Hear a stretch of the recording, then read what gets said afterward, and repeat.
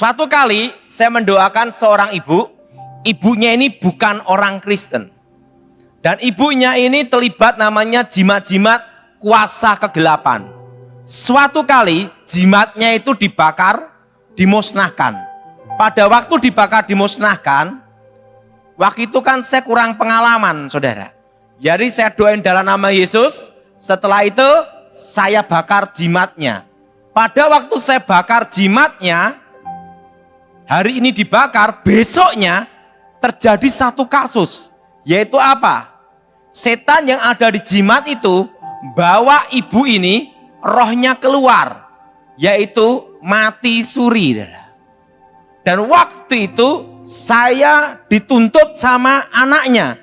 Anaknya bukan orang Kristen juga. Saya bingung ini. Ini kalau mati suri terus, nasib saya gimana? Nah waktu itu saya bingung, saya berdoa. Nah waktu saya berdoa, saya doa.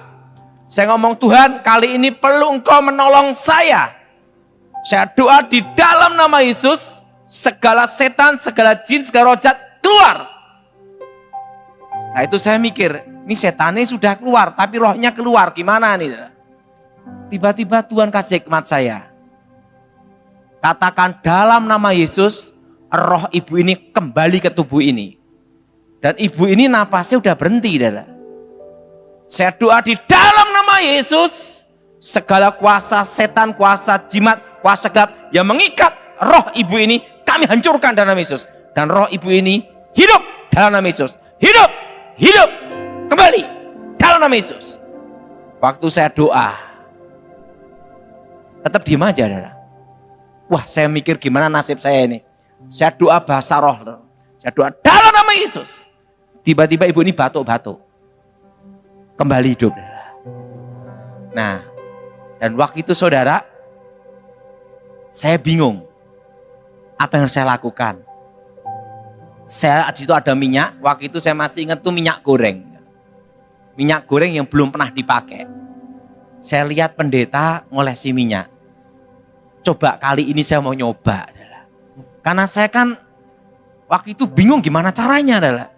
Nah, saya doa, ingat saudara, Tuhan melihat hati dan percaya. Waktu itu saya doa, Tuhan Yesus berkati minyak ini menjadi minyak yang kudus. Menjadi benteng yang kudus untuk mematahkan kegelapan, untuk menghancurkan kegelapan. Sucikan minyak ini dengan darah Yesus. Berkati minyak ini menteri Roh Kudus, benteng yang kudus, benteng Allah Maha Tinggi. Waktu saya doa, saya olesi minyak di dahi ibu ini. Waktu saya olesi minyak gitu, di situ saya ngelihat dalam suatu penglihatan ada cahaya yang membuat tanda di ibu ini. Plak. Di situ saya baru ngerti. Begitu ada tanda di situ, dan tiba-tiba saya lihat roh-roh jahat, yaitu jimat-jimat, yang dari jimat-jimat yang saya bakar itu, saudara, mau masuk ibu itu tidak bisa. Karena ada satu tanda di sini, itu tanda milik Tuhan. Disitulah saya punya pengalaman hidup. Jadi minyak urapan itu tidak sembarangan. Bahwa itu adalah tanda milik Tuhan. Tepuk tangan untuk Tuhan kita. Nah, dari pengalaman pertama itulah saya baru mengerti bahwa diolesi minyak dalam nama Tuhan Yesus. Nah, sebagai tanda milik Tuhan. Makanya sering di dalam kasus pelepasan, pengusiran roh, begitu setannya itu diusir keluar, tiba-tiba yang habis kita doakan diganggu setan lagi. Di situ pengalaman berkali-kali terjadi. Nah, karena pengalaman yang pertama itulah, begitu saya doa pengusiran setan, setannya keluar. Baru dikasih olesi minyak urapan.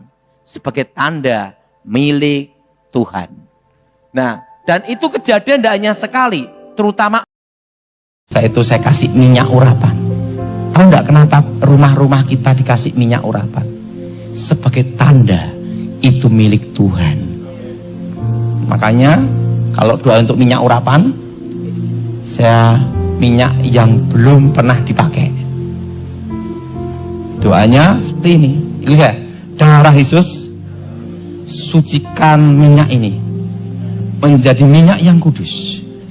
Darah Yesus sucikan minyak ini, meteraikan dengan Roh Kudus, menjadi benteng yang kudus, benteng Allah Maha Tinggi, demi nama Yesus. Tak kasihkan, itu pertama kali saya belajar arti minyak urapan, bahwa itu tanda milik Tuhan. Setiap pintu-pintu saya olesi minyak, mando itu terbang, itu hanya ngitari ini. Mau masuk pintu tidak bisa, berputar gini terus. Nah, guci-guci terbang, mau mendekati itu tidak bisa.